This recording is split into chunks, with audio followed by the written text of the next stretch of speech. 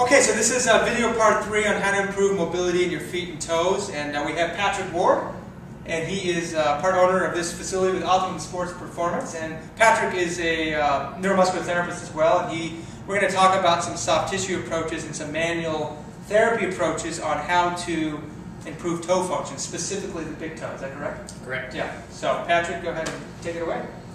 Okay, so we've got Keats here. In the first 2 videos, you guys were doing some mobilizations. And Keats in the second video talked a little bit about some self-myofascial release techniques, which are a great idea if you are by yourself. If possible, if you can get someone to actually put their hands on you, the palpation can be a little more specific. You might be able to get a little more out of your soft tissue work prior to trying to do the mobilizations and then integrating that back into some sort of exercise or movement. So with Keats, we know that on this left toe, or I guess both toes really, he has a real problem extending, and it's usually pretty painful, correct, Keats? Getting into extension? Yeah, especially in a closed chain type of position. When running, or it compresses it. Correct. Yeah. And that's really affecting everything kind of up the chain for him. He's had some Achilles problems in the past that are currently kind of flaring up. Yeah. And even all the way up to his hip flexors. He's got some pretty intense tone in his hip flexors, and we would definitely classify him, or Yonda would classify him, as having an upper cross syndrome.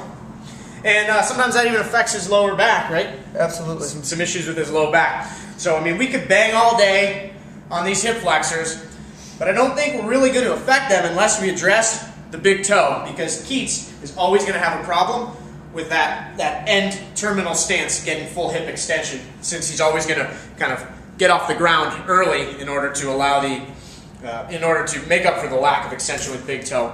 What I will say is if you need this actually mobilized here at the metatarsal phalangeal joint, you may have to go to a physical therapist or a chiropractor or someone licensed, some DOs, osteopaths will do it, someone licensed to actually do the manipulation, either anterior, posterior, or some sort of traction. From a soft tissue perspective, issues with the big toe can sometimes be brought back to the abductor hallucis. It's actually the first layer of our plantar intrinsic muscle. So we go 4 deep on the plantar surface of the foot. So what we would do is just start with some gentle compressions right into here and just trying to feel that tissue. And we don't want to go too deep initially because it is more superficial muscle.